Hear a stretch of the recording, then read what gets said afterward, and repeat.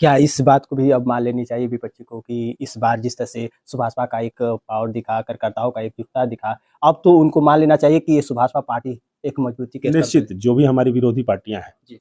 पहले जो गंभीरता से नहीं लेती बिल्कुल। थी, अब वो दहशत में आ गई। साथियों नमस्कार, आप देख रहे हैं भी न्यूज इंडिया। आपको बता दूं कि पूर्वांचल के सियासत में एक बड़ा सा घमासान मच गया है। जो पीले गमछे को लेकर काफी विपक्षी लोगों का कहना था कि पीला गमछा जिस तरह से कार्यकर्ताओं के ऊपर एक मुसीबत बना है, वही पीला गमछा साथियों एक हिंदुस्तान में पूरा हाहाकार मचा दिया है कि पीला गमछा का पावर है क्या। यानी कि बलिया में जिस तरह से पीला गमछा लगाकर एक कार्यकर्ता के ऊपर जो अभद्र व्यवहार किया गया अधिकारियों के द्वारा, और जैसे ही इस पार्टी के मुखिया ने एक्शन लिया, इस पार्टी के कार्यकर्ताओं ने एक्शन लिया। आइए बात करते हैं। इसी बीच हमारे साथ है सुरेंद्र बहादुर सिंह, जो बलिया के जनपद के खास उस छोर से बिलोंग करते हैं और इनका राजनीतिक सियासत में एक अलग ही पहचान है। सीधे बात करते हैं। स्वागत है सर। बहुत बहुत धन्यवाद।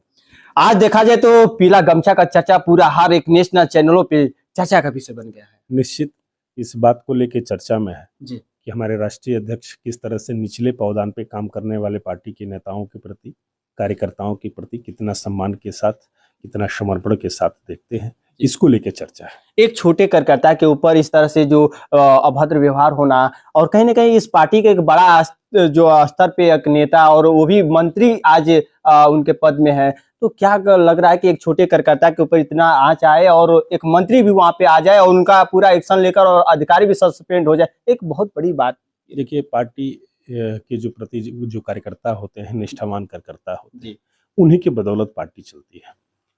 और हमारे नेता माननीय ओम प्रकाश राजभर जी धरातल से उठे हुए व्यक्ति हैं। वो जानते हैं कि निचले तबके पे क्या समस्याएं आती हैं।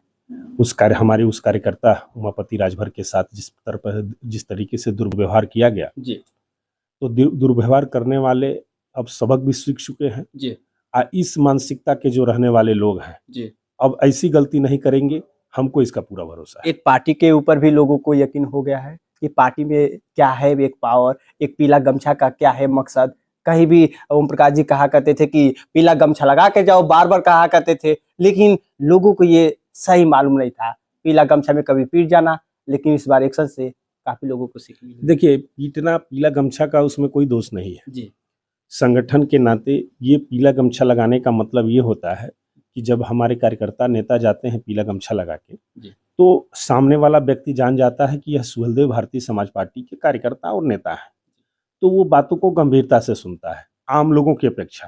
तो नेताजी का कहने का मतलब है कि आप जब पार्टी का एक सिंबल लेके जाएंगे, तो आपके चेहरे में मेरा चेहरा नजर आएगा और आपकी बातों को सम्मान से देखा जाएगा। अगर काम आपका जेन्युइन है तो अधिकारी कर्मचारी बढ़िया से करेंगे भी, और कर भी रहे हैं, ऐसा भी नहीं कर भी रहे हैं। जब हमने उमापति राजभर के घर पे पहुंचा और वहां से जानकारी अवगत कराए, तो एक उनकी माँ का एक लालसा थी कि एक इस पार्टी के मुखिया हमारे दहलीज पे आए, लालसा था। लेकिन एक उनके बेटे के ऊपर जैसे इस तरह से एक्शन होता है, उनके पास मंत्री जी पहुंचे भी, उनके लालसा भी पूरे हुए। निश्चित उनकी माताजी रो रो के कह रही थी कि हमारे जीवन की सबसे बड़ी अभिलाषा थी कि आप जैसा नेता हमारे घर आ जाए।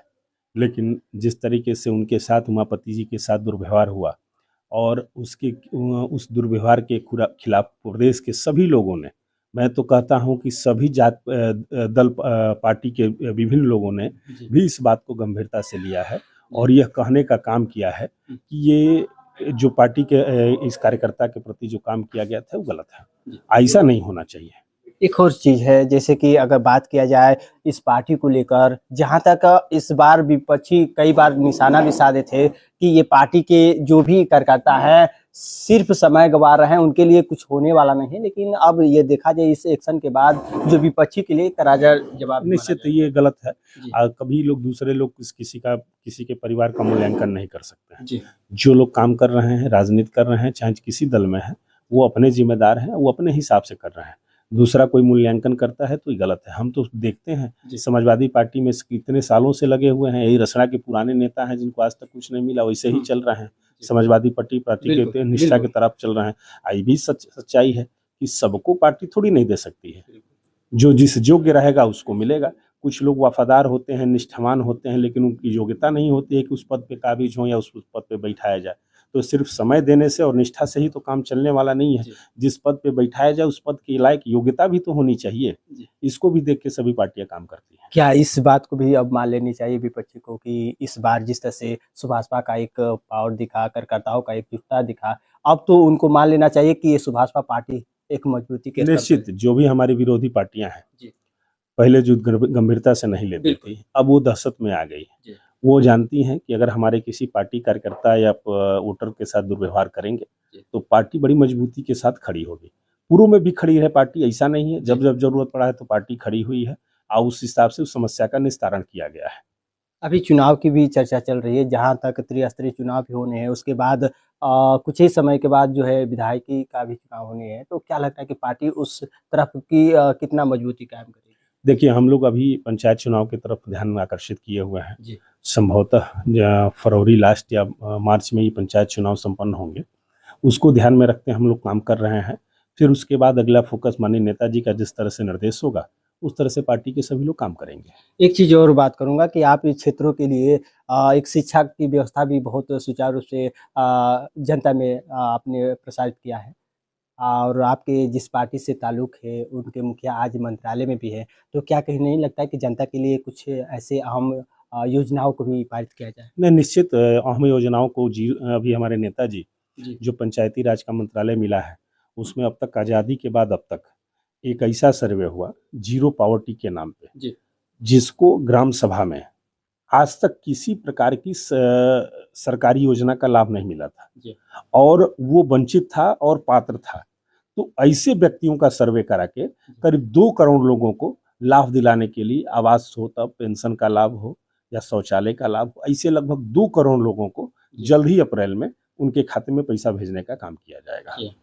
और इस समय कार्यक्रम को लेकर क्या बताना चाहेंगे? जिस तरह से अभी कुछ कार्यालय पे भी कार्यक्रम चल रहा है, क्या ये इस समय कुछ संगठन चल रहा है या क्या? ये संगठन की समीक्षा ही तो हमेशा चलते रहती है।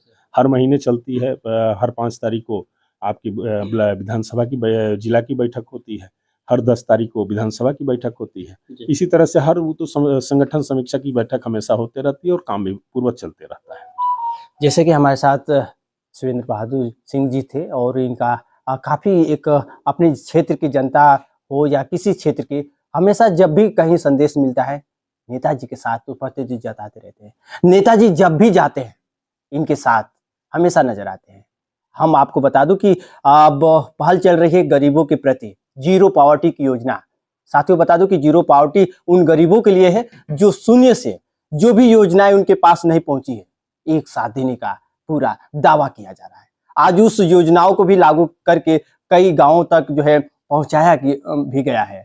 लगभग इस गांव में भी कुछ लोगों को भी जोड़ा गया है। निश्चित हर गांव में उस योजना का एक था कि कम से न्यूनतम 10 से लेके अधिकतम 50 हर गांव में जो गरीब पात्र जो लोग हैं उनको आवास, शौचालय, पेंशन, आयुष्मान कार्ड, जो भी सरकारी योजना है जो अभी तक लाभ उनके पास नहीं पहुंचा है उसको पहुंचाने के लिए करीब 2 करोड़ लोगों का फॉर्म सबमिट हो चुका है।